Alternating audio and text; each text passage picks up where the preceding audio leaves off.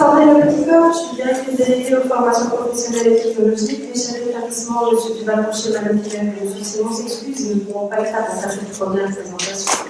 Je suis ravie de vous accueillir et je suis vraiment très heureuse d'accueillir la classe préparatoire au concours de la santé et du social, et surtout de la santé, qui vont vous présenter aujourd'hui donc des cas cliniques qui ont été donnés par les membres du GEC, du groupement éthique clinique. Donc je remercie M. Leguerre, M. Lebrun, M. Michelet, qui œuvrent depuis déjà maintenant 3 ans à collaborer avec nous pour cette présentation de l'éthique clinique. Je remercie également M. Grandazzi de l'espace éthique régional d'être avec nous. Il est déjà venu pour améliorer le débat concernant la bioéthique. Merci à vous d'être là. Et je vous souhaite une bonne matinée en compagnie de nos élèves et des étudiants. Et je remercie vraiment les professeurs d'avoir préparé cette séance. Bonne matinée. Bonjour à tous. Donc, Franck Lelièvre, je suis philosophe et inspecteur dans l'éducation nationale. Et à ce titre, donc, j'ouvre la séance en remerciant Benjamin Ledraogo, notre professeur de philosophie qui est là-bas, qui porte une cravate comme son inspecteur. Je leur félicite et leur remercie. Donc, il le mérite bien. Donc, je vous remercie d'assister à cette séance de discussion d'éthique. Je remercie les élèves également d'avoir préparé l'exposé de ces 2 cas cliniques et leurs professeurs. Et puis, comme vous l'avez compris, vous avez à ma droite, ici à votre gauche, 3 experts, 2 médecins et un sociologue qui déjà ont éclairé ces cas complexes et donc qui vont participer à cet échange. Alors, c'est la 4e version de ces rencontres du GEC lycéen, comme on dit, donc le groupe éthique clinique pour lycéens. Et c'est un plaisir donc de les animer et de les mettre en œuvre à chaque fois, parce que là, eh bien, on avait proposé d'ailleurs pour cette année, parce que vous savez peut-être que nous sommes dans les états généraux de la bioéthique. Les lois de bioéthique ont cette caractéristique, c'est qu'elles doivent être, elles sont évolutives. Elles sont à remettre sur le chantier, si vous voulez, régulièrement. Et donc là, la partie qui a rapport, si vous voulez, au don d'organes et au don de gamètes, par exemple, notamment, eh bien, sera mise en discussion. Donc, si vous voulez, on a pensé donner comme titre à cette matinée « Les lycéens font la loi ». Et puis on a hésité, parce que moi je suis quand même inspecteur, alors les lycéens ne font pas la loi, ils peuvent discuter des lois. Mais en tout cas, ici, vous allez participer, comme n'importe quel citoyen, si vous voulez, à l'élaboration et à la réflexion sur ces lois dites de bioéthique. Alors, quelques mots pour finir. La bioéthique, c'est un champ, c'est pas une discipline. On appelle ça un champ interdisciplinaire, c'est-à-dire que ça met en œuvre des connaissances, justement, différentes les unes des autres, de nature spécifique, comme effectivement la médecine d'abord, qui n'est pas une science, mais un art, une pratique, et puis la biologie, et puis la sociologie, le droit, la philosophie, et puis tout simplement l'opinion publique, c'est-à-dire au fond les principes sur lesquels nous fondons notre vie. Voilà. Donc à ce titre, si vous voulez, évidemment, les philosophes, et vous allez tous être, je l'espère, pendant ces 2 heures, des philosophes, vous allez travailler des questions philosophiques, et bien sont particulièrement impliqués dans ces questions. Alors, première caractéristique, donc interdisciplinarité. Deuxième caractéristique, des conflits de valeurs. C'est-à-dire, effectivement, des situations dans lesquelles il est impossible de démontrer qu'une solution est la seule possible. Je crois qu'une des règles fondamentales de la bioéthique, c'est qu'il n'y a pas une bonne solution. Il n'y a pas une bonne solution parce que, à chaque fois, si vous voulez, dans des cas très concrets, dans des situations très difficiles, eh bien, on se trouve devant un conflit. Et un conflit qui passe entre les uns et les autres, mais même qui passe à l'intérieur des uns et des autres. Et donc, c'est une situation qui n'est pas dramatique, au contraire, qui est très intéressante. C'est la situation du philosophe. Hein. Socrate qui dit « je sais une chose, c'est que je ne sais rien ». Donc, sachez ici que sur ces questions, on va tous être à égalité. certains en sauront un peu plus, mais si vous voulez, sur le fond, sur les questions de conflit de valeurs, il faut vous autoriser à ne pas être d'accord, et même, je dirais plus, à changer d'avis pendant le débat. Enfin, vous avez une troisième caractéristique, si vous voulez, de la bioéthique, c'est que ces questions sont liées au progrès de ce qu'on appelle la biomédecine, c'est-à-dire la recherche médicale, et qui viennent, comment dire, contredire, bousculer nos certitudes. Alors ici, par excellence, hein, vous allez avoir des situations qui relèvent de sociales, qui sont inédites, qui relèvent de personnes qui demandent à faire des choses qui, il y a encore 10 ans, 15 ans, 20 ans, étaient jugées absolument inconcevables, voire même scandaleuses, et puis on découvre qu'effectivement, c'est beaucoup moins scandaleux que ce dont ça avait l'air, même peut-être c'est pas scandaleux du tout. Hein. Vous savez, on a tous vécu des bouleversements extraordinaires. Je pense par exemple à la loi sur le mariage pour tous. Quand j'étais à votre place, si on m'avait dit qu'en France on légiférait pour un mariage pour tous, permettre aux homosexuels de se marier, enfin, j'aurais pensé, si vous voulez, que vu dans une autre planète, il n'y a pas du tout. Vous pouvez dire être en désaccord avec cette question du mariage pour tous, comme vous serez en désaccord sur ces questions que nous allons débattre ce matin, mais apprêtez-vous à ce que dans votre vie professionnelle et de citoyen, eh bien, les choses évoluent. Hein. Donc, pour vous préparer à cette évolution, je pense que la meilleure façon, c'est de vous plonger directement dans ces questions. Je remercie donc les élèves de bien vouloir se livrer à cette opération, et je vais, sauf si mes collègues ont envie de parler, ils vont parler. Eh bien, je vais laisser vos camarades prendre la parole après cette introduction. Je vous remercie encore.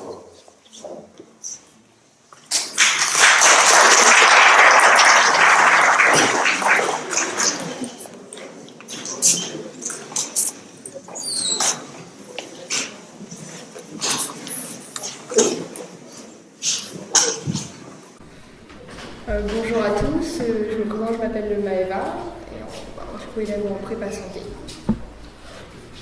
Bonjour, je m'appelle Manon et donc je vais d'abord vous lire le cas clinique numéro 1. Donc c'est une femme de 35 ans, célibataire, en bonne santé, vous consulte pour une demande d'autoconservation de ses ovocytes. Elle vous apprend qu'elle a fait une interruption volontaire de grossesse, ou IVG, à l'âge de 29 ans alors qu'elle était en couple depuis 3 ans, mais ne souhaitait pas d'enfant car elle venait d'être embauchée dans un grand groupe où elle aspirait faire carrière. Aujourd'hui célibataire, elle est promue à un poste à haute responsabilité à l'international pour une mission de 4 ans. Elle exprime clairement le désir d'avoir un enfant, mais après, au bon moment, pour elle.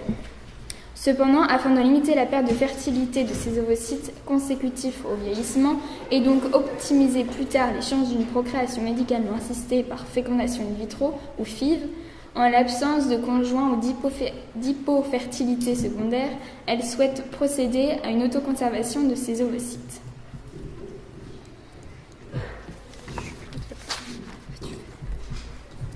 Donc voilà, du coup on va parler des femmes seules et de la procréation médicalement assistée. Tout d'abord, du coup on a fait une analyse du cas, donc on a une femme seule en bonne santé de 35 ans qui est célibataire. Au niveau de sa situation professionnelle, elle va aller en mission à l'étranger pendant 4 ans à un poste de haute responsabilité. Ses antécédents médicaux, donc comme l'a dit Manon, elle a fait à l'âge de 29 ans une intervention volontaire de grossesse. Alors qu'elle était en couple depuis 3 ans, mais effectivement, elle a préféré privilégier sa carrière professionnelle. Donc sa demande, c'est autoconserver ses ovocytes pour plus tard. Donc à la fin de sa mission de 4 ans, on peut envisager cette possibilité. À la fin de cette mission, elle aura 39 ans. Et on peut se poser pourquoi cette demande. Elle voudrait un enfant, un désir d'enfant au bon moment, sans conjoint ou juste à une hypofertilité. Donc on peut proposer la problématique suivante. Faut-il autoriser l'autoconservation des ovocytes pour des raisons sociétales? Donc voilà, nous vous présentons notre sommaire avec en premier temps l'introduction, l'analyse des risques encourus par la mère, la législation, le devenir de l'enfant, les solutions envisageables pour notre cas et notre réponse. Avant de commencer, je vous présente la définition de l'autoconservation des ovocytes.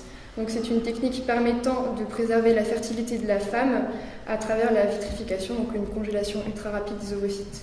Et il faut bien différencier qu'il y a 2 types d'autoconservation des ovocytes. Il y a d'abord pour des raisons médicales, donc c'est suite par exemple à une pathologie ou à un traitement qui pourrait interférer dans la fertilité de la femme. Il y a donc la raison sociétale qui va concerner notre cas. Donc elle est considérée comme telle si les raisons qui la motivent sont personnelles, comme l'absence de conjoint, le désir d'une grossesse programmée, privilège de la carrière, etc. Donc maintenant, je vais vous parler des risques qu'encourt la mère à faire cette technique. Donc d'abord, je vais vous parler des risques de l'IVG, parce que ce n'est pas sans risque, ça reste un acte chirurgical et ça peut entraîner différentes complications, comme une perforation, une lacération du col de l'utérus, une implantation anormale du placenta et d'autres complications mineures. Pour ce qui est des risques sanitaires, il peut y avoir une inflammation de l'organe reproducteur due à une infection. Les ados et les femmes de 20 à 29 ans sont plus sujettes à cette inflammation. On estime qu'elles ont 2,5 fois plus de risques. Il y a aussi des risques de cancer du col de l'utérus et du sein. Et donc cet acte chirurgical peut aussi avoir des impacts sur les grossesses à venir, donc des accouchements prématurés ou retardés. Donc on considère un accouchement prématuré si la naissance vient avant la 37e semaine de grossesse. Et si elle est retardée, il y a planification d'une césarienne. Donc il peut y avoir aussi certains handicaps, plus fréquemment la trisomie 21, des grossesses extra-utérines. Donc c'est dû à une nidation hors de l'utérus, dans les trompes de Fallope par exemple, et ça met en grand danger la mère. Et la stérilité également. Donc ensuite on peut voir sur ce graphique que selon l'âge, la baisse de fertilité baisse. Donc vous pouvez voir sur la courbe en noir, c'est le pourcentage de chance d'être enceinte selon l'âge. Et puis en bleu, vous pouvez voir aussi le pourcentage de chance d'être infertile. Donc vous pouvez voir aussi sur le diapo qu'il y a une chute de 25% de fertilité entre 35 et 39 ans. Et on peut en déduire aussi que de plus en plus de femmes ont leur premier enfant plus tard, dans la trentaine et même dans la quarantaine, ce qui amène encore plus de complications. La première est la plus impressionnante, donc la baisse de fertilité jusqu'à la stérilité. Et donc ça entraîne aussi un suivi bien plus rigoureux de la femme durant sa grossesse. Et voilà. Ce phénomène est amplifié de grossesse tardive par le don d'ovocytes et d'embryons. Le fait que les femmes sont bien plus à privilégier leur vie professionnelle avant de fonder une famille. Et les couples ont tendance à attendre d'avoir une situation plus stable, que ce soit professionnelle ou personnelle, avant d'envisager le fait d'avoir des enfants. Une grossesse tardive amène plus de risques pour la mère comme pour l'enfant et nécessite donc un suivi plus rigoureux qu'une femme plus jeune, car elle a des risques de diabète gestationnel bien plus grands, de troubles cardiovasculaires et hormonaux, des risques de prééclampsie. Donc c'est une pathologie causée par la malformation des vaisseaux sanguins du placenta et ça cause une hypertension artérielle chez la mère. Et il y a aussi un risque de fausse couche et de prématuré plus élevé. Donc moi je vais vous parler des risques principaux suite à une FIV ou fécondation in vitro. Tout comme l'IVG, c'est un acte chirurgical qui entraîne des risques tels que des problèmes vasculaires. On peut avoir par exemple de la phlébite ou une embolie pulmonaire ou hémorragique. Ensuite, on a des risques entraînés par l'anesthésie ou encore des infections. Et quelques chiffres sur la FIV. Chez les femmes de 35 à 39 ans, il y a 15 à 20% de taux de réussite suite à une FIV, donc aller jusqu'à l'accouchement. Et ensuite, chez les femmes de plus de 40 ans, on a un taux de réussite de 6 à 10%. Et il faut savoir que le taux de réussite d'une FIV diminue considérablement après l'âge de 37 ans. Ensuite, je vais vous parler des risques de la procédure d'autoconservation des ovocytes. Donc déjà, il y a un risque de donner un faux espoir aux femmes, car il faudrait réaliser la conservation avant 35 ans pour avoir un maximum d'efficacité, ce qui rendrait illusoire les chances de grossesse. Ensuite, il peut y avoir des difficultés financières. Enfin, il faut savoir que c'est une procédure qui est assez difficile pour la femme, parce qu'on procède à une hyperstimulation ovarienne. Donc on stimule fortement les ovaires pour avoir le plus possible d'ovocytes. Et c'est pas toujours efficace, et il y a une douleur qui accompagne cette procédure. Et enfin, ça encourage, comme l'a dit Manon, les grossesses tardives. Nous nous sommes également posé la question suivante. Est-ce qu'il serait nécessaire, comme l'adoption, de faire passer un questionnaire aux femmes seules voulant avoir recours à cette technique pour s'assurer que leur envie de maternité est réelle et qu'elle serait présente même après quelques années?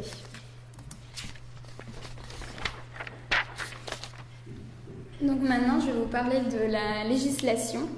Donc tout d'abord en France, ensuite à l'international, ensuite du devenir des ovocytes ou embryons qui ne sont pas utilisés, leur décongélation et le sort des embryons abandonnés en France.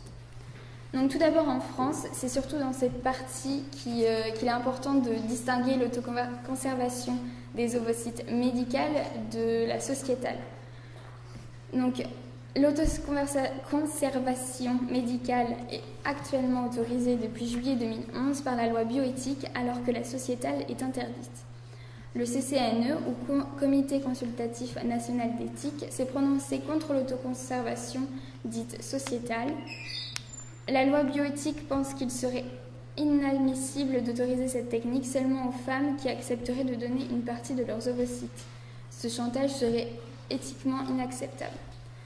Mais par contre, l'Académie de la médecine ou le CNGOF, Collège national des gynécologues obstétriciens de France, sont favorables à cette catégorie de PMA en veillant à ce que cela ne devienne pas un marché. D'après Joëlle Belaïch-Allard, une gynécologue obstétricienne, c'est une possibilité qui doit être offerte aux femmes de plus de 35 ans qui n'ont pas eu l'occasion de rencontrer l'homme de leur vie. Le vrai problème, c'est d'autoriser l'autoconservation sans l'encourager. Cependant, un projet de loi est en cours et il permettrait aux femmes seules et aux couples de femmes de pouvoir bénéficier de la PMA ou procréation médicalement assistée. Ensuite, je vais vous parler de cette procédure au niveau international. On va prendre l'exemple des États-Unis et du Royaume-Uni où cette technique est autorisée, mais il y a un certain coût. Déjà, pour le prélèvement d'ovocytes, ce serait entre 6 000 et 7 300 euros. Ensuite, pour stocker, parce qu'il faut savoir qu'après le prélèvement, on stocke les embryons ou les ovocytes, et ça reviendrait à 300 euros par an pour les stocker. Et ensuite, 7 300 euros pour réimplanter les ovocytes au cours d'une PMA. Quant aux États-Unis, de plus en plus de femmes se rendent dans des centres pour donner leurs ovules et les utiliser ultérieurement si besoin. Et l'activité des centres de PMA dans le pays a doublé en 5 ans et des femmes de plus en plus jeunes y ont recours. Cette législation encourage donc le tourisme procréatif, un type de tourisme motivé par l'envie d'avoir des enfants, en se servant de la législation du pays en question pour contourner la législation du pays d'origine. Donc maintenant, je vais vous parler du devenir des ovocytes s'ils ne sont pas utilisés.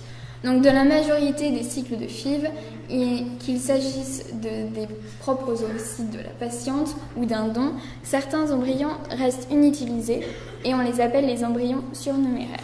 Leur sort dépend de la loi bioéthique et aussi de la décision du couple et de la patiente. Les embryons non utilisés, contrairement à ce que pense initialement la majorité des patientes, la décision la plus importante, ce n'est pas le nombre d'embryons implantés, qui est régulé par la loi bioéthique, mais le devenir des embryons non utilisés. Selon un article du Code de la santé publique, s'ils n'ont plus de projet parental ou en cas de décès de l'un d'entre eux, les deux membres d'un couple ou le membre survivant peuvent consentir à ce que leurs embryons soient accueillis par un autre couple. Le consentement ou la demande est exprimé par écrit et fait l'objet d'une confirmation par écrit après un délai de réflexion de 3 mois. Il existe donc plusieurs solutions. On peut utiliser les ovocytes pour un futur projet parental, donc une autre FIV pour avoir un autre enfant, en faire don à la recherche, en faire don à d'autres couples qui souhaiteraient procéder à une FIV, ou la destruction.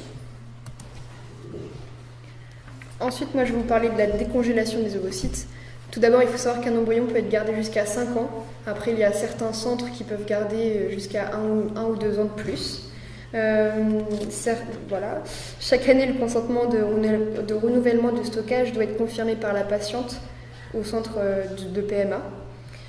Avant ces 5 années, il est interdit de lancer une tentative de FIV comprenant une stimulation et une ponction ovarienne tant qu'il reste des embryons congelés. Selon le nombre d'embryons, vous pouvez peut-être bénéficier de plusieurs transferts. Un transfert d'embryons congelés est considéré comme faisant partie de la même tentative que celle où il y a eu lieu la ponction.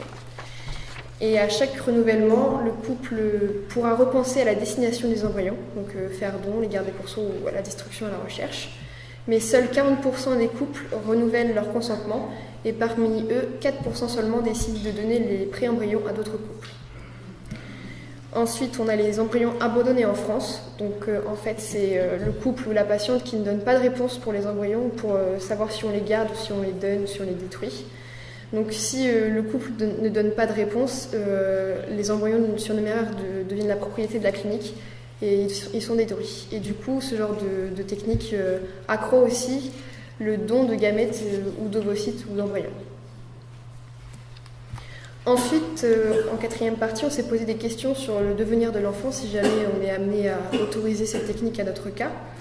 L'enfant déjà peut se poser des questions sur son père, sur son identité ou sur ses origines. Ensuite, il y a la question de la nécessité de la famille de type nucléaire, donc un père, une mère et un enfant. Donc on se pose une question, est-ce que l'enfant sera dans de bonnes conditions pour se développer correctement ? Ensuite, il y a aussi la question d'être une femme seule et de pouvoir être en mesure d'élever son enfant seul et de l'éduquer. Et ensuite, il y a la place aussi vis-à-vis des autres enfants, parce que c'est vrai que les enfants entre eux, ils sont assez moqueurs. Donc c'est vrai que peut-être que d'autres enfants pourront poser la question, il est où ton papa ? T'as pas de papa, comment ça se fait ? Voilà. Et il y a aussi le regard des autres par rapport à la famille, par exemple par rapport à l'âge de la mère, qui dans notre cas, la mère se rapprocherait des 40 ans. Donc il y a aussi cette question-là. Enfin, les solutions envisageables pour notre cas. Donc d'abord, si le projet de loi est voté, on peut avoir recours à un don d'embryon, ou sinon l'adoption, mais il y a aussi du coup la question de la femme seule. Même si pour une femme seule, il est très compliqué d'adopter, car c'est déjà assez compliqué pour un couple homme-femme. Ensuite, si le projet de loi n'est pas voté, on peut penser à faire un test de fertilité pour que l'autoconservation sociétale passe pour des raisons médicales. Voilà. Et du coup, on peut se poser aussi la question, si on refuse l'autoconservation à notre patiente, est-ce qu'elle n'ira pas à l'étranger pour justement contourner la législation et du coup participer au tourisme procréatif. Et pour finir, notre réponse pour ce cas, si la patiente se retrouve face à une autre mission de haute responsabilité, est-ce qu'elle ne ferait pas une autre IVG pour encore une fois privilégier sa carrière ? Et sinon, et si elle rencontre quelqu'un durant sa carrière ou autre, est-ce qu'elle n'abandonnerait pas ses ovocytes et faire ça de manière naturelle ? Donc nous pensons que l'acceptation ou non de l'autoconservation dépend du futur projet de loi en cours, mais également du résultat du test de fertilité de la patiente. Merci.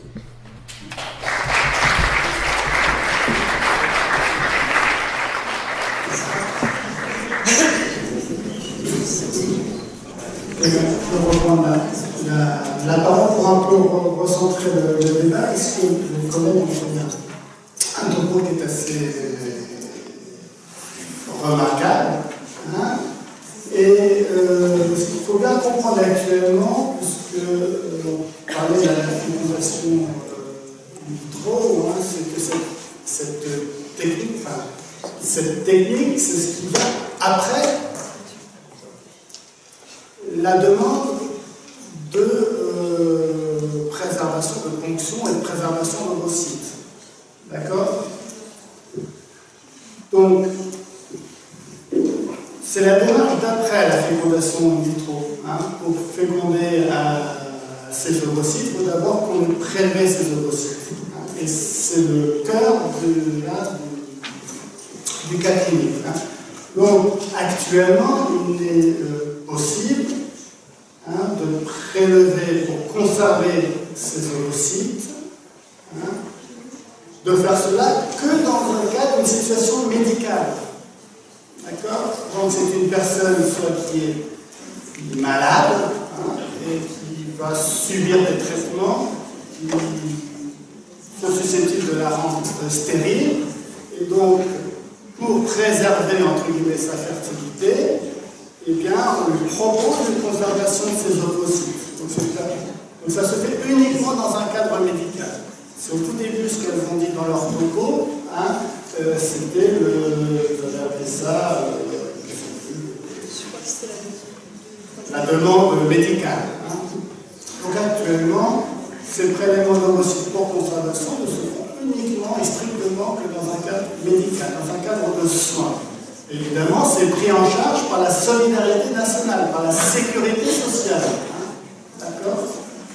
Et également, les fécondations in vitro, ou les procréations médicalement assistées ne se font que en réponse à des infertilités de couple. D'accord? Donc, ce sont des couples qui sont dans une situation d'infertilité, ça n'arrive pas à se faire de bébé, et donc là, il y a une situation médicale. La médecine vient en support à ces couples, et dans ce cadre-là, la procréation médicalement assistée, dont elle nous donne un certain nombre d'éléments, eh bien, est prise en charge également par la solidarité nationale. D'accord?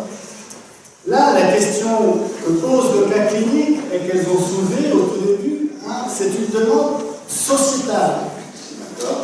Cette femme n'est pas malade, elle est en âge de procréer, et si elle le désire, si elle rencontre un homme, elle peut faire un enfant. Donc c'est bien ici un nouveau droit ou deux nouvelles demandes. C'est de demander à la technique médicale de venir en soutien d'une demande sociétale. Et à ce moment-là, toutes vos questions sur le coût, elles deviennent pertinentes. Parce que qui va en prendre en charge cela? Effectivement, est-ce que le coût doit être supporté si le législateur va dans ce sens-là, par la personne qui demande ou par la collectivité? D'accord? Ça, on n'a pas de réponse, c'est à vous de débattre de ça. Donc la question est, vous pouvez retourner, si le législateur décidait de rendre légale une demande sociétale de prélèvement pour conservation des ovocytes, est-ce que c'est à la solidarité nationale d'en couvrir les frais? Une question. Tout a un coût. D'accord? Je voudrais également dire qu'elles ont également bien, elles ont centré leur problème, et peut-être c'est ça aussi, il faudrait peut-être que vous en débattiez, sur le bénéfice-risque. Elles ont eu trois éléments dans leur topo. Elles ont centré à la fois sur le bénéfice-risque à deux niveaux, le risque encouru par le geste de prélever des ovocytes, ce n'est pas anodin. Ça a des risques pour la femme, pour quelqu'un qui est en bonne santé, d'accord. Et également le risque d'une grossesse tardive, d'accord. Elles ont également bien souligné un autre problème, dont je l'ai souligné là, mais je l'ai oublié. Et le troisième, elles ont parlé, mais ça peut-être on en parlera sur le deuxième cas également, de venir de l'enfant à naître. D'accord? Donc cette question entre je veux un enfant, je désire un enfant, je veux un enfant, on me doit un enfant et le droit de l'enfant. D'accord? Et ça, peut-être on en parlera. Donc je vous redonne la parole. Mais le fait nouveau qui est débattu là, c'est le fait d'une situation d'une femme médicale et une femme, pour des raisons qui sont toutes personnelles, qui n'ont rien à voir avec un problème médical, demander à ce qu'on lui prélève ses ovocytes, qu'on les conserve, en vue peut-être, et de manière hypothétique, d'une grossesse future par fécondation in vitro. J'en ai deux, j'en ai plus, mais je vais me limiter. Vous avez vu qu'il y a une différence de conception entre la législation dans le monde anglo-saxon, puisque visiblement ils l'ont accepté, et la législation en France. Alors, est-ce que vous connaissez les raisons de principe qui font que, parce que la question a été déjà envisagée, hein, le refus de raison sociétale, est-ce que vous pouvez me donner les raisons de principe qui ont présidé effectivement jusqu'à présent à ce refus, en particulier effectivement par rapport à le statut de l'embryon. Voilà. Et deuxième question, parce que je pensais, moi, en vous écoutant, oui, si on donne ce droit à une femme à 40-45 ans d'avoir un enfant alors que biologiquement elle ne le peut plus, il faudrait aussi le donner à un homme. Puis je me suis immédiatement répondu, les hommes, ils ont cette capacité immédiate qu'ils peuvent trouver une femme plus jeune. Donc, est-ce que vous pensez que c'est un progrès de l'égalité? Et est-ce qu'il est bon ou non? Voilà mes deux questions.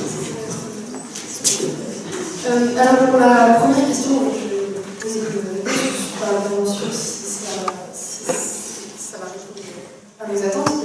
Mais l'enfant et l'embryon n'est pas une marchandise, donc c'est un humain, il a une conscience, il aura une conscience, comme il sera né en tout cas. Donc autoriser ce genre de technique en proposant un coût, ça nous envoie aussi dans le tourisme créatif en France, ce qu'on peut-être pas forcément. Je ne sais pas si je vais pouvoir ça va rentrer dans le tourisme local. Je ne sais pas si ça répond à votre question. Ou instrumentalisation, vous voulez Oui, dire transformer, transformer un être humain, une personne, une chose. Voilà, elle n'appartient pas à sa mère ni à son père. Très bien. D'accord. Et alors la deuxième, vous pensez que c'est bien pour les femmes ou que c'est vraiment Est-ce que vous pourrez répéter la question? Est-ce que pour vous, est-ce que c'est pas comme derrière la conquête, derrière tout nouveau droit, il y a la lutte contre une domination. Droit au travail, droit à la mort de l'indignité, toujours derrière l'idée que, effectivement, il y a des situations dans lesquelles les personnes sont... C'est bien, parce que ça donne aux femmes la chance de pouvoir mener leur vie comme elles veulent. Donc le fait qu'il n'y ait pas besoin de conjoint, de trouver l'amour de sa vie pour pouvoir fonder une famille, de pouvoir avoir une carrière, etc. Mais ce droit à la liberté de conception est tout de même dangereux. Déjà parce que ça peut ouvrir aussi d'autres débats comme le clonage, la manipulation génétique et des sujets violents sensibles, mais aussi même par rapport à l'autorisation de PMA pour les du même sexe, ça veut dire qu'il faudrait remettre aussi en question la GPA et ce genre de droit ajouté à ces femmes, qu'elles soient seules ou non. En même temps, ça rajoute un peu d'égalité entre hommes et femmes, du coup, pour cette accessibilité à la famille sur le long terme, sur un plus long terme, mais aussi une égalité par rapport à d'autres personnes qui, sur le fait, par exemple, de la GPA, où en France, ça m'étonnerait qu'il passe ce genre de mots. Par rapport à votre propos que j'ai trouvé très bien. Mais c'est vrai que vous avez axé beaucoup sur la suite, comme l'a dit Cédric, il y a la conservation, et puis il y a la suite dernière, mais sur l'étape bien antérieure. Et il y a aussi cette idée, parce que le cas clinique ne dit pas finalement que la personne aura nécessairement recours à du FIV. Et donc, qui dit FIV dit dons de sperme parallèlement au traitement du site. Mais ça peut être effectivement, comme on disait tout de suite, c'est le fait de trouver le bon conjoint au bon moment. On sait que le prince charmant, c'est pas facile à trouver, et qu'on peut devoir attendre. Et donc là, il y a une incertitude dans le cas clinique sur l'issue de cette conservation de l'ovocyte. Elle peut s'en servir avec les gamètes d'un conjoint qu'elle aura trouvé d'ici là, ou si elle ne le trouve pas et qu'elle a un désir d'enfant, elle pourra solliciter un don de sperme pour ensuite faire une fécondation. Et là, on est dans une grosse incertitude sur le devenir de ces ovocytes après qu'elle ait été conservée, ou elle peut aussi, finalement, ne pas avoir d'enfant. Et donc, éventuellement, les donner ou les détruire. Il y a plusieurs possibilités. Alors, il y a une de vos diapos où vous disiez la conservation des ovocytes pour raisons sociétales est éthiquement impossible. Non, je ne dirais pas, c'est pas éthiquement impossible, c'est légalement impossible aujourd'hui, mais éthiquement, tout peut s'envisager. C'est vrai qu'aujourd'hui, c'est interdit. Alors, ce qui est intéressant, c'est que dans le Comité national d'éthique, dans un avis qu'il a rendu l'an dernier, évoque l'idée qu'on puisse autoriser la conservation des ovocytes pour les femmes seules si elles s'engagent à donner leurs ovocytes au cas où ils seraient non utilisés et qu'ils seraient surnuméraires par rapport à ceux dont elles auraient besoin. Mais l'idée, on revient un petit peu sur cette idée fondamentale donc l'élément du corps humain en France aujourd'hui, qui est la question de la gratuité. Alors, tous les dons doivent être des dons gratuits. C'est-à-dire vous donnez des organes, vous donnez du sang, vous donnez des gamètes, il n'y a aucune contrepartie à ce niveau. Mais comme on a aussi une situation un peu de pénurie de gamètes, d'organes, etc., en tout cas, c'est pas évidemment envisagé pour les organes, mais pour les gamètes, on envisage, en tout cas, on se dit que ce serait peut-être une solution acceptable pour avoir plus d'ovocytes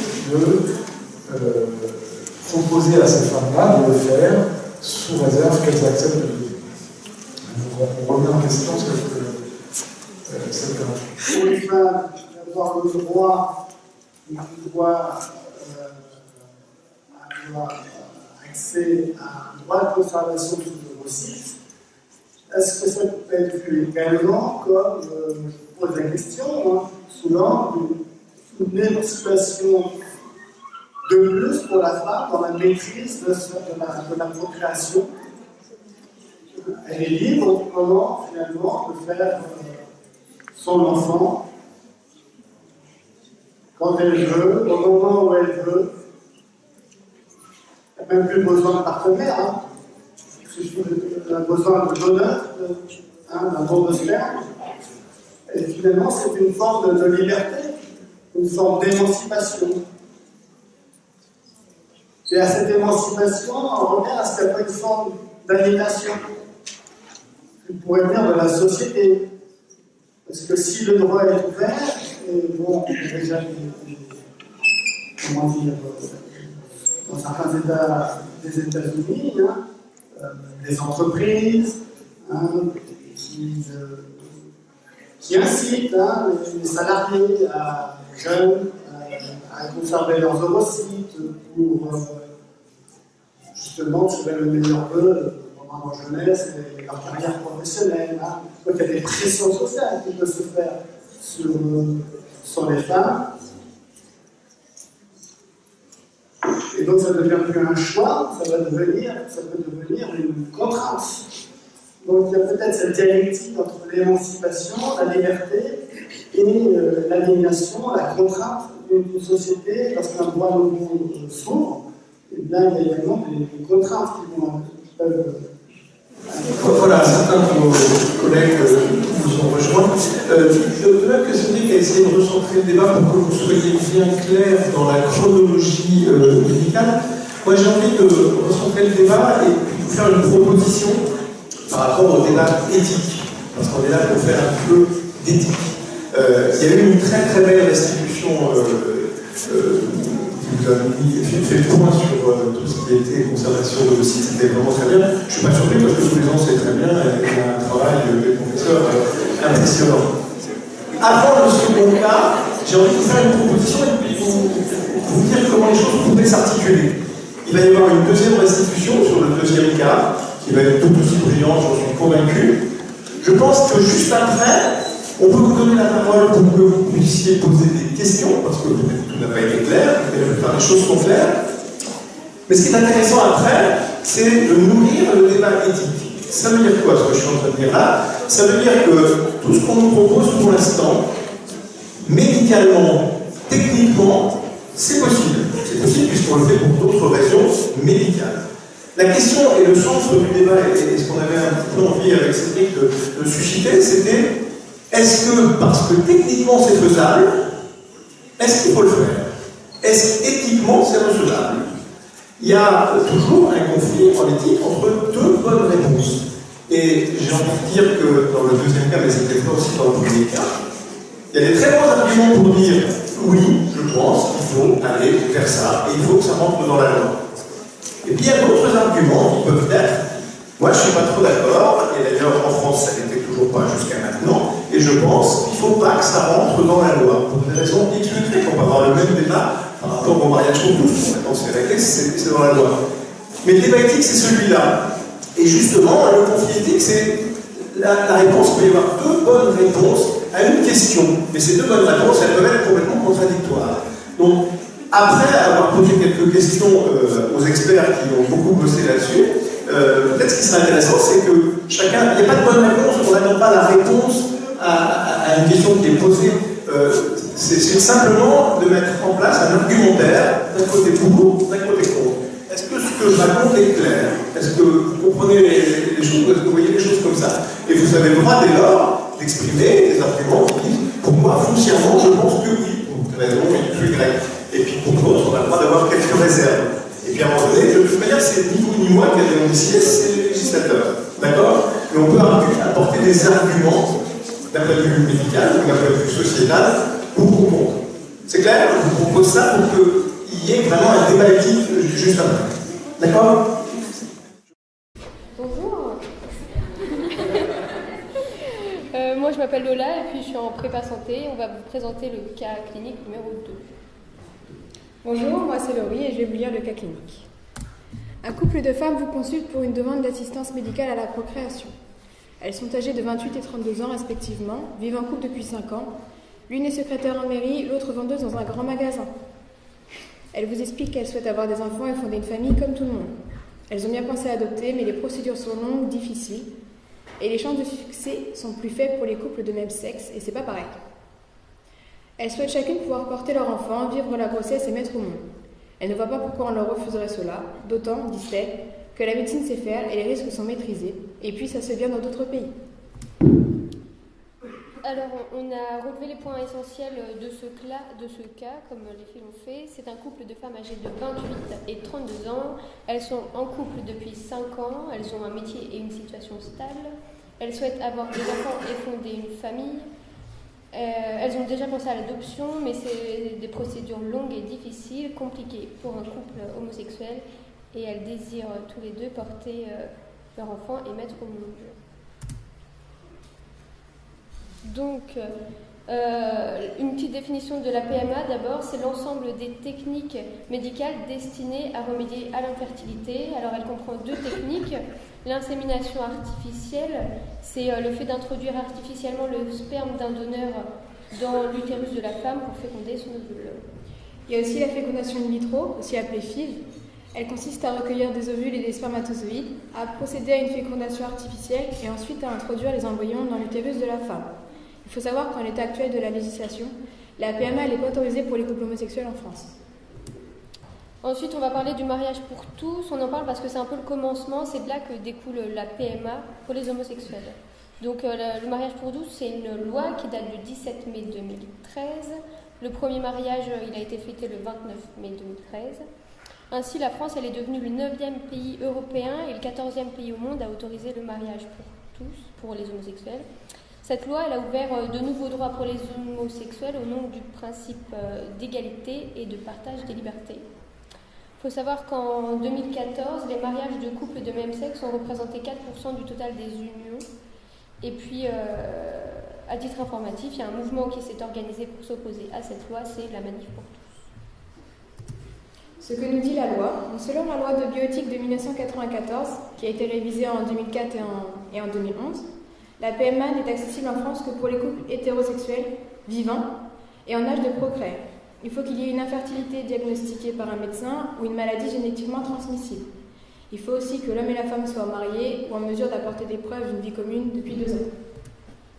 Alors, il existe des solutions pour les couples homosexuels d'être parents, d'avoir un enfant. Certaines de ces solutions sont cependant totalement inégales et passibles d'amendes coûteuses.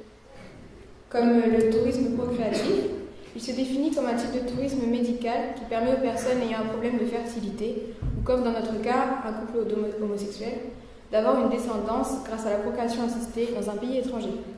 Ce tourisme réunit les dons de gamètes, la gestation pour autrui, donc les mères porteuses, le diagnostic préimplantatoire ou la sélection du sexe. L'inconvénient de cette solution, c'est surtout le coût, notamment parce que la sécurité sociale ne rembourse pas, parce que c'est pas légal. En Espagne, il s'est organisé un véritable commerce de la procréation. Les agences acceptent tous les couples de femmes sans rendez-vous préalable, au contraire de la Belgique où un suivi psychologique est nécessaire. Le problème majeur de cette technique, il est également lié à la nationalité de l'enfant à naître. Il y a aussi l'adoption. L'adoption, c'est prendre par le biais d'un jugement pour fille ou fils celui qui ne l'est pas naturellement, le considérant comme l'un des siens. De nombreuses lois et conventions régissent cette action. En France, la loi prévoit que peuvent adopter soit 2 époux, mariés depuis plus de 2 ans, et âgés l'un et l'autre de plus de 28 ans, soit toute personne, homme ou femme célibataire, âgée de plus de 28 ans. L'écart d'âge entre l'adoptant et l'enfant doit néanmoins être de 15 ans minimum. Donc la loi du 17 mai 2013 ouvrant le mariage aux couples de même sexe permet aussi d'adopter l'enfant de son époux ou épouse, c'est ce qu'on appelle l'adoption plénière. Malheureusement, la situation pour les parents homosexuels non mariés est bien plus compliquée que cela. C'est le cas des couples pacsés puisque seul l'un des 2 conjoints peut être reconnu comme étant le parent adoptant de l'enfant. De plus, adopter et faire reconnaître l'enfant devant la justice est bien souvent un long processus qui peut s'étendre sur plusieurs mois, voire plusieurs années. Le problème se pose également pour les familles composées de plus de 2 parents et qui ont choisi la coparentalité. Aujourd'hui, le statut du parent social, donc c'est le conjoint qui est aussi appelé le second parent du couple, n'est pas toujours clair. Contrairement aux parents biologiques ou aux parents adoptants, le parent social n'a pas de filiation avec l'enfant. Dans le cas d'un couple lesbien, le parent social est le partenaire de la femme qui a porté l'enfant, ou dans un couple d'hommes, il est le conjoint du père biologique. Les droits et responsabilités du parent social vis-à-vis de l'enfant ne sont pas reconnus par l'État, même si celui-ci a participé au projet parental. C'est la même chose lorsque celui-ci assume l'éducation de l'enfant avec le parent légal. Ce flou juridique peut poser problème, notamment en cas de séparation ou de décès du parent biologique. N'étant pas titulaire de l'autorité parentale, le parent social n'a aucun droit sur l'enfant qu'il a élevé pourtant au quotidien. Alors en France, les personnes qui veulent adopter doivent être titulaires d'un agrément délivré par le conseil départemental du lieu de leur résidence. Le problème de l'adoption, c'est donc le temps d'attente qui est très long. Il va de 2 ans à 5 ans, à même plus longtemps. Lors de l'adoption plénière, ce qu'on a parlé tout à l'heure, l'adopté acquiert automatiquement la nationalité française si l'un des 2 parents adoptants est français. Il est considéré comme français dès la naissance. Tu veux donner un exemple C'était par rapport au... Je sais plus. Bref.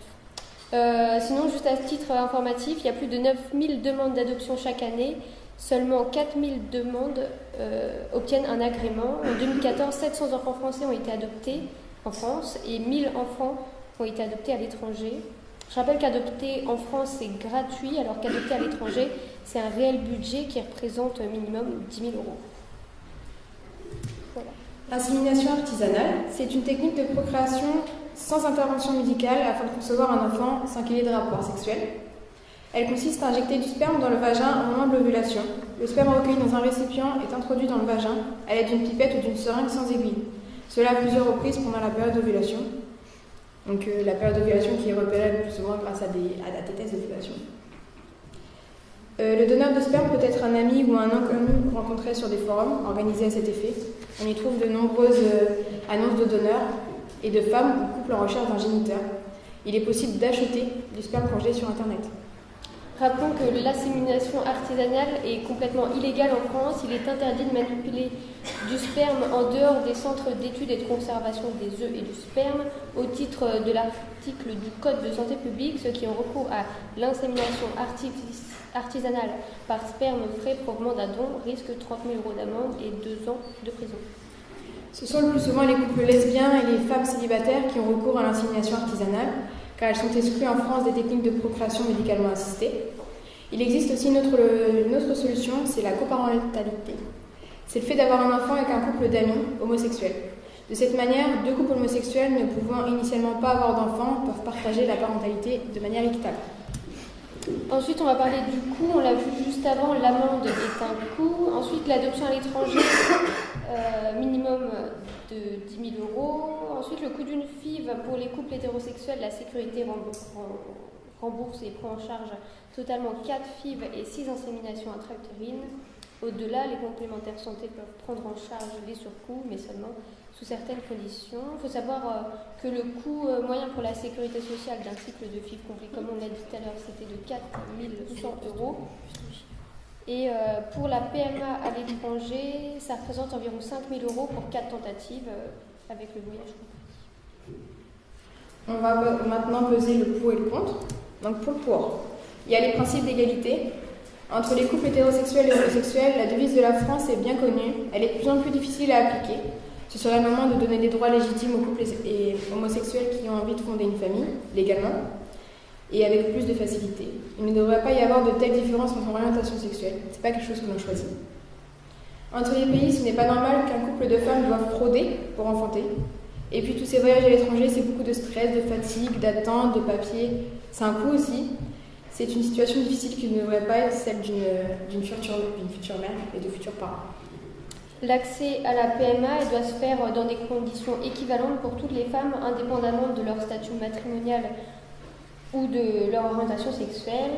Il faut mettre fin aux inégalités financières également, entre celles qui ont les moyens de se rendre à l'étranger ou non, alors que leur désir d'enfant est souvent le même. Il est temps de légiférer pour permettre aux femmes de disposer de leur corps sans risquer leur santé. Ensuite, on va parler de l'évolution de la société. Après le mariage pour tous, ça tombe sous le sens qu'un couple qui se marie aimerait fonder une famille, ou pas, mais souhaiterait avoir une descendance, transmettre. C'est possible dans de nombreux pays. Alors pourquoi cette loi reste-t-elle figée en France? Il faut savoir que 6 Français sur 10 sont favorables à la PMA pour les couples homosexuels. Légaliser pour mieux contrôler. Légaliser la PMA permettrait de réduire les démarches administratives liées aux parents sociaux, mais aussi de mieux protéger les enfants en créant un cadre juridique adapté. Ce serait sécuriser un foyer familial. Donc après, on s'est mis dans le point de vue de ceux qui seraient contre, qui protégeraient l'enfant parce qu'il existerait des conséquences sur le développement de l'enfant et parce que l'enfant n'est pas un droit ou une marchandise. Pour les gamètes, ce sont les spermatozoïdes ou les ovocytes, et leur nombre est déjà très bas par rapport à la demande, donc rajouter un public ne ferait qu'aggraver ce problème. Ensuite, la nature, Adam et Ève, c'est un homme, une femme, c'est le poids de la religion plus que de la nature, et elle dit qu'une famille, c'est rien de moins qu'un père et une mère. Ils ont déjà le Pax, le mariage, leurs droits ont déjà évolué, pourquoi en rajouter d'autres? Et puis il y a déjà assez d'enfants adoptés dans le monde. Ensuite, la GPA, légaliser la PMA serait tendre un peu plus vers la légalisation de la gestation pour autrui pour les couples homosexuels. C'est rien d'autre que la marchandisation du corps de la femme, cela n'est pas envisageable. La GPA, c'est la mère porteuse. Voilà. Ensuite, on va vous présenter les risques. Donc d'abord, les risques médicaux. Lors d'une PMA, si les femmes ne sont pas stériles, elles ont recours à une stimulation ovarienne et une ponction d'ovocytes. C'est le moment où on prélève les ovocytes. Tout cela sont des interventions médicales non anodines qui présentent quelques risques, notamment celui de l'hyperstimulation ovarienne, qui représente 4% des cas. Pour stimuler, on injecte un produit, donc il se peut que ce traitement induise des changements d'humeur, une prise de moi, une prise de poids, des maux de tête ou des douleurs. Après, lors des fécondations in vitro, le risque, c'est les grossesses multiples, qui représentent 20% des grossesses gémellaires. Ensuite, il y a les risques les plus rares, qui sont celui des infections des trompes ou des phlébites, ou les naissances prématurées. Les enfants de PMA ont 2,6 fois plus de risques de naître avec un poids anormalement bas. Ensuite, il y a la mortalité néonatale et les fausses couches, mais surtout le fait que la FIV ne fonctionne pas, parce qu'il faut savoir que généralement, n'importe quel couple qui a recours à une FIV ou une insémination artificielle n'ont pas un enfant du premier coup. Ouais. Et je voudrais ajouter que lors des inséminations artisanales, il faut bien entendu se renseigner sur l'homme qui fait don de son sperme. Ce serait dommage de se retrouver avec un enfant malade ou soi-même attraper une IST, une infection sexuellement transmissible. Il y a un risque pour la société, c'est que le don de gamètes, comme on l'a dit déjà tout à l'heure, sont déjà très convoités, ils deviennent de plus en plus rares. Alors vous imaginez bien les conséquences si on rajoute un public, c'est-à-dire les femmes seules ou les femmes homosexuelles. Il y a aussi un risque pour l'enfant. Même si les enfants n'ont pas de mal à accepter d'être élevés par deux parents de même sexe, parce qu'ils sont nés dans cet environnement familial, certaines personnes ne se privent pas de leur faire remarquer leurs différences. Et c'est la curiosité, la désapprobation, la malveillance des autres qui n'est pas facile à supporter pour les enfants. C'est nécessaire de lui expliquer qu'au même titre que ses camarades, il est le fruit d'un amour de deux personnes et qu'il vit dans une famille aussi immense que les autres, dont il ne faut absolument pas avoir honte. Rappelons que l'insémination artisanale est illégale en France. Il est interdit. Mais j'ai déjà dit ça. C'est là. Les enfants se posent des questions sur leur origine. Oh non, j'ai dû tourner dans le mauvais sens. Attends. Là. Ok. Excusez-moi. Donc, les enfants peuvent se poser des questions concernant leur origine. Le problème du recours à l'insémination artificielle avec donneur anonyme, c'est qu'elle condamne tout accès de l'enfant à une partie de son histoire paternelle, comme on dit les filles dans le cas numéro 1 tout à l'heure. Certains articles qu'on peut lire disent que les enfants de parents homosexuels manifestent une estime de soi plus faible, mais expriment plus leurs émotions. En tout cas, aucun impact n'est relevé sur leur orientation sexuelle. Après, on entend que ces enfants rencontrent davantage de difficultés lors de l'apprentissage, de l'intégration sur le marché du travail, de l'usage de drogue, etc. Mais à ce jour, aucun écrit scientifique ne démontre qu'un enfant élevé par des adultes du même sexe est plus perturbé qu'un autre. Le fonctionnement psychique de l'être humain est une très grande plasticité. Aucune pathologie particulière n'est décelée. Ces enfants sont donc comme les autres. Donc il y a des risques aussi pour le parent social au sein de la famille. Le parent social, il est souvent mis à l'écart en raison de son manque de lien biologique avec l'enfant. Ce flou juridique, comme on l'a dit tout à l'heure, il peut poser problème notamment en cas de séparation ou de décès du parent biologique ou légal. N'étant pas titulaire de l'autorité parentale, le parent social n'a aucun droit sur l'enfant qu'il a élevé au quotidien. Et il y a aussi les difficultés rencontrées par le couple. Toutes ces difficultés, elles pourraient amener le couple à rompre ou à abandonner le projet familial. En tout cas, le réel problème n'est-il pas le regard de la société porté sur la famille homoparentale plus que la structure de cette famille elle-même? Ensuite, on va représenter les chiffres. Donc, les réussites d'une insémination artificielle sont seulement de 12% et de 20% pour les fécondations in vitro.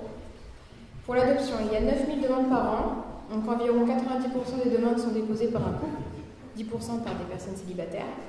Et la moyenne d'âge est entre 30 et 49 ans en 2010. Il y a 9000 personnes qui ont formulé une demande d'agrément et 6000 personnes l'ont obtenue. Les autres ont renoncé à leur projet au cours de la procédure ou se sont vus opposer un refus. Il y a 700 enfants français, dont 200 enfants adoptés lors de l'adoption intrafamiliale, soit 6,5%. Et adoption enfant du conjoint. Pour les femmes seules, elles ont 11,8% pour l'adoption, et les hommes seuls 6,1%. Il y a 1000 enfants adoptés à l'étranger. Ensuite, concernant les familles homoparentales, selon l'INSEE, en 2011, 100 000 couples homosexuels en France, soit 0,6% du total des personnes qui vivent à deux. 6 sur 10 sont des couples d'hommes et 4 sur 10 des couples de femmes. 90% des couples homosexuels n'ont pas d'enfants, ou du moins pas encore. Sur les 10% restants qui ont un enfant, 7 sur 10 sont des couples de femmes. On dénombre aujourd'hui 30 à 50 000 enfants élevés par des couples homosexuels. Là. 32 000. Là, c'est toi qui dis. 32 000, c'est le nombre de mariages homosexuels célébrés en France entre 2013 et 2016. En 2016, il y a 49% des couples homosexuels mariés qui étaient des femmes, une proportion qui n'a cessé de progresser. Elle était de 42% en 2013 et 47% en 2015. On voit bien qu'il y a quasiment autant de mariages lesbiens que gays. Donc, en conclusion, face à cette situation, en tant que professionnel de santé, on est tenté, enfin futur professionnel de santé, on est tenté de penser que cette demande est recevable et puis rien ne pourrait contredire cela à part la loi. Je veux dire que si on lit bien le cas, ces deux femmes ont une situation stable, un désir profond d'avoir 7 enfants, je suppose qu'elles s'aiment, et mieux vaut un couple d'homosexuels qui s'aiment plutôt qu'un couple hétérosexuel violent. Après tout, ce sont des humains et leur orientation sexuelle ne devrait pas déterminer leur légitimité à avoir un enfant ou non. Et le schéma traditionnel de la famille a beaucoup évolué ces dernières années. Le mariage pour tous est rentré dans les mœurs. L'évolution de la femme est remarquable et par souci d'équité, ce serait bien que la PMA soit légalisée pour que les femmes soient fières du pays qui s'est battu pour la démocratie et l'indépendance. La femme est un pays moderne où on prône la liberté, l'égalité et la fraternité. Ensuite, on a fait un petit jeu de mots avec problématique et problème éthique où on s'est basé un peu sur on s'est basé sur ces questions tout au long de notre réflexion et vous pouvez vous poser ces questions-là qu'on a pour la plupart répondu lors du diaporama. Voilà.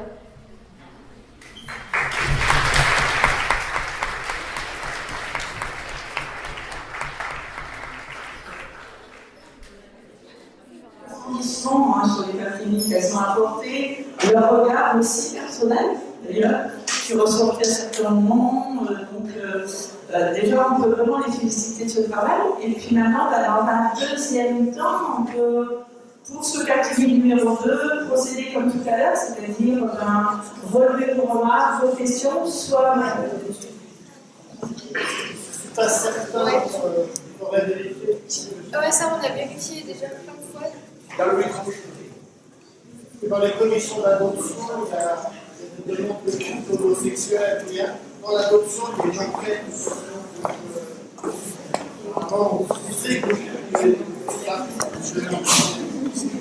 La demande de vérification. Oui. Mais en tout cas aussi, il faut savoir que certains pays ne veulent pas. Certains pays qui proposent des enfants adoptés ne veulent pas que ces enfants adoptés aillent dans des familles homosexuelles.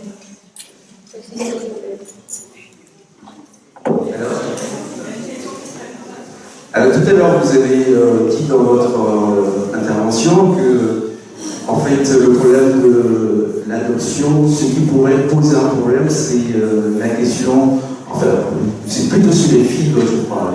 Voilà. Ce qui pourrait poser problème, vous avez parlé justement de la procréation, mais pas médicalement assistée, voilà. Et ce qui pourrait poser problème, c'est des problèmes d'ordre pathologique. Mais pensez-vous pas que les questions juridiques aussi peuvent être plus ténues, plus difficiles que simplement les problèmes pathologiques? Je prends un exemple. Effectivement, vous avez raison, souvent sur Internet, sur Facebook, les gens cherchent des donneurs.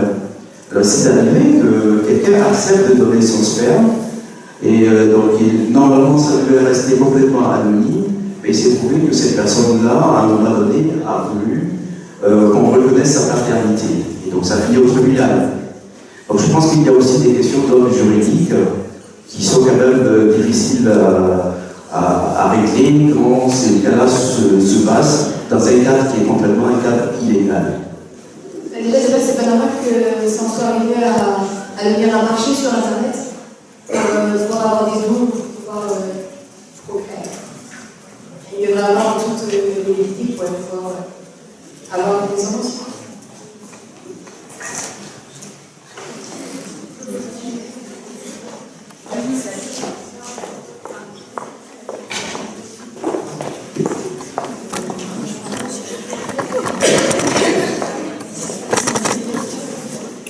Je suis pas sûre d'arriver à bien déchiffrer.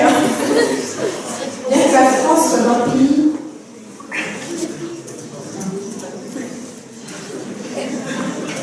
qui est-ce qui a écrit tu veux bien tu te passes le micro, ça va être plus simple. Allez-y. Désolé. Bien de la France sur la politique, j'aurais aimé savoir si la religion était toujours un frein à l'adoption par les homosexuels.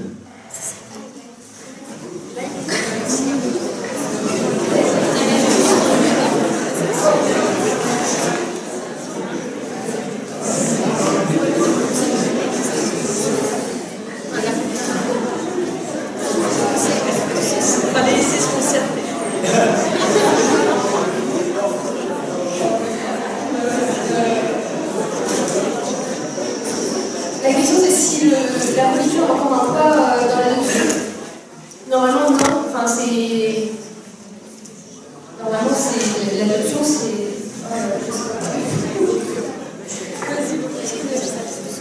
Ouais, l'adoption elle est ouverte à tout le monde sans situation de discrimination religieuse et du coup liée à l'orientation sexuelle aussi.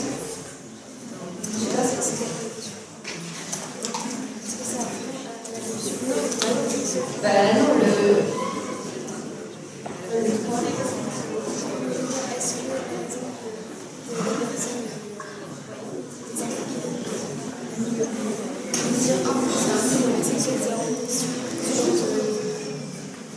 Tu peux intervenir en tant que... Tu peux intervenir.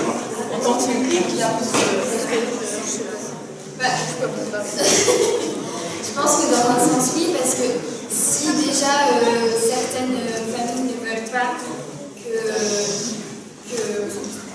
les enfants soient adoptés par des couples homosexuels, on peut penser que ça peut avoir rapport avec soit des problèmes d'orientation sexuelle, c'est un problème, mais aussi par rapport à des problèmes de religion. Donc oui, ça peut poser problème, mais je ne pense pas que ce soit une... Voilà, ça ne devrait pas, et je ne pense pas que ce soit une majorité, et ça doit être des cas isolés. Mais ça existera forcément. Tant qu'il y a des religions, il y aura forcément des problèmes posés par la religion en société. J'avais une petite remarque et puis je suis un peu surpris finalement par la tournure du débat et puis l'importance que vous avez donnée à la question de l'adoption parce que c'est vrai que c'est une question qu'on a pu se poser pour le cas précédent. La femme, elle n'a pas de conjoint, on peut dire il faudra adopter dans quelques temps quand vous aurez un désir d'enfant, mais la question n'a pas du tout été soulevée et là vous avez beaucoup mis l'accent là-dessus. Alors c'est vrai que c'est une alternative qui se pose pour les couples homosexuels, mais on sait aussi qu'en France, il y a de moins d'enfants adoptables au niveau mondial, et donc ça rend des procédures très lourdes, très compliquées, très longues et très incertaines. Donc c'est aussi pour ça qu'un certain nombre de professionnels de santé sont favorables à l'ouverture de la PMA pour les couples homosexuels, parce qu'ils savent bien que s'ils pouvaient leur proposer l'adoption il y a quelques années, aujourd'hui, ça devient quasiment leur refuser un enfant que de les envoyer vers l'adoption, c'est très très compliqué. Mais en fait, là, la question, c'est un peu comme tout à l'heure, on n'a pas affaire à une infertilité d'ordre médical, on a affaire à une infertilité d'ordre social. Un couple homosexuel, effectivement, est infertile du fait qu'ils ne peuvent pas avoir d'enfant naturellement, mais du fait qu'on a c'est une infertilité qualifiée de sociale. La question c'est est-ce qu'on ouvre ou pas, encore une fois, pour des raisons sociétales, la PMA à des gens au-delà de raisons médicales, avec toutes les questions que ça pose aussi, comme tout à l'heure, c'est-à-dire qui va payer. Est-ce que, quand c'est pour des raisons sociétales, c'est remboursé par la sécurité sociale ou pas? Est-ce qu'on fait aussi des listes, la même liste d'attente, sachant qu'on a toujours ce même contexte de manque de donneurs de sperme, ou est-ce qu'on fait des listes différentes au risque de discriminer ou de créer des inégalités? Alors, moi j'avais une petite question sur une remarque à faire aussi sur justement l'accès à la PMA pour les couples homosexuels. Est-ce que finalement ça ne crée pas des inégalités entre les couples femmes et hommes?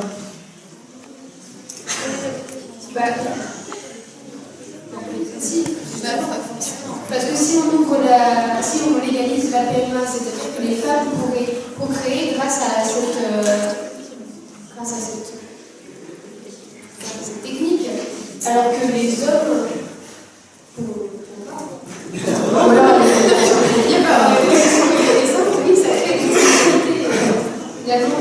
c'est pour ça qu'on s'est demandé si ça ne tendait pas vers la légalisation de la GPA pour essayer de ramener à la hauteur l'égalité entre les hommes.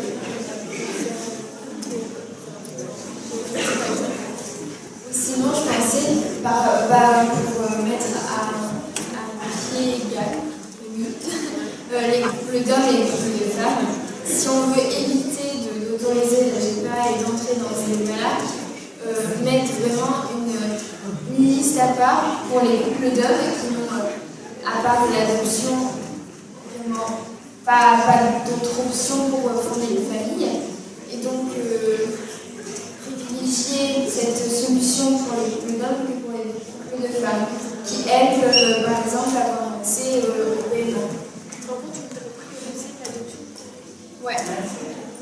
En gros, ce que dit Manon, c'est de prioriser l'adoption pour les couples. D'accord, c'est-à-dire que si une loi penchait vers la PMA possible pour les couples homosexuels, il faudrait aussi envisager dans cette loi des possibilités pour les couples hommes, pour rétablir l'égalité. C'est ce que vous voulez dire?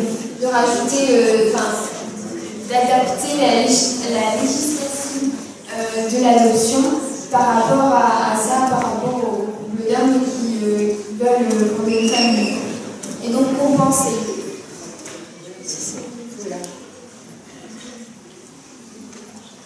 Moi j'ai une question volontairement provocatrice, attention. On parle toujours de procréation, désir de procréer, le couple. Et l'enfant dans tout ça. Alors j'ai bien entendu que vous avez dit que les enfants se développaient de manière normale, d'accord. Je suis une petite fille qui naît, je redis que c'est provocateur, hein. Je suis une petite fille qui naît dans un couple de femmes homosexuelles, d'accord. Comment je découvre le masculin? Parce qu'il va bien falloir à un moment donné que je sois confronté au masculin. Deuxième petite question, je suis un petit garçon dans ce couple de femmes homosexuelles. Je suis un petit garçon. Comment je me développe, comment je me construis en tant qu'homme par rapport à un couple de femmes? Volontiers provocateur. Alors, on avait lu une étude justement que, quand je dis que le développement est normal, c'est fondé, c'est qu'un enfant, il va se référer à la masculinité de la femme et la féminité de l'homme dans les deux que vous avez cités. C'est-à-dire qu'on a tous un côté masculin et un côté féminin en nous. C'est juste voilà, du coup, un enfant dans un couple, un enfant masculin dans un couple de femmes, un garçon dans un couple de femmes, son développement sera pas, il n'y aura pas de conséquences. Et puis même après, ils ont une famille, ils ont la société, ils vivent peut-être avec un couple de femmes, mais la société, elle reste toujours dans les deux sexes, quoi. Il y aura toujours d'autres modèles vers qui se référer, et même à l'école, je pense qu'on voit assez de choses par rapport au corps humain et à comment ça fonctionne, etc., pour se rendre compte et voir dans la vie de tous les jours qu'il n'y a pas que ce schéma-là, qu'il y a plein de possibilités et qu'on est libre de son choix. Et donc, je pense, personnellement, je ne pense pas que ça a intéressé dans le développement. Et une question par là. Moi j'ai une petite question. Parce que vous dites qu'en fait chacun a une part d'homme, de femme, selon ce qu'il est en soi. Est-ce que vous savez comment cette part d'homme arrive? Parce qu'en fait, moi j'ai vu quelque chose, c'est le complexe de type, est-ce que vous connaissez? En fait, c'est que voilà, comme j'explique pour ceux qui ne savent pas trop, l'homme veut tuer en fait, le petit garçon veut tuer son père pour prendre sa place, et du coup coup pour épouser la mère. Voilà, et c'est comme ça qu'il découvre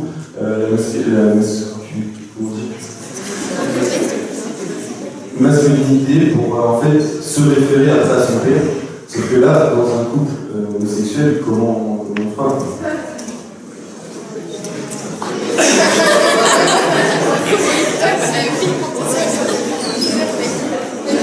Le complexe d'Oedipe, il n'est pas présent dans toutes les familles, c'est pas quelque chose qui est vraiment. J'ai jamais dit ça.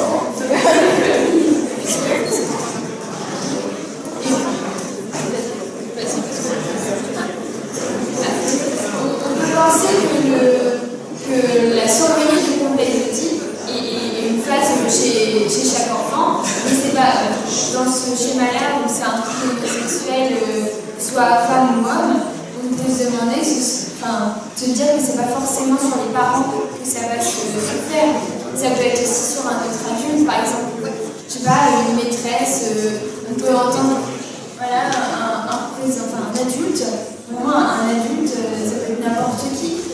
Tant qu'il le connaît, il y a juste ce côté admiratif, je pense, de l'enfant envers l'adulte qui fait qu'il y a une relation imaginaire chez l'enfant qui fait ce complexe de vie, et pas forcément chez les parents.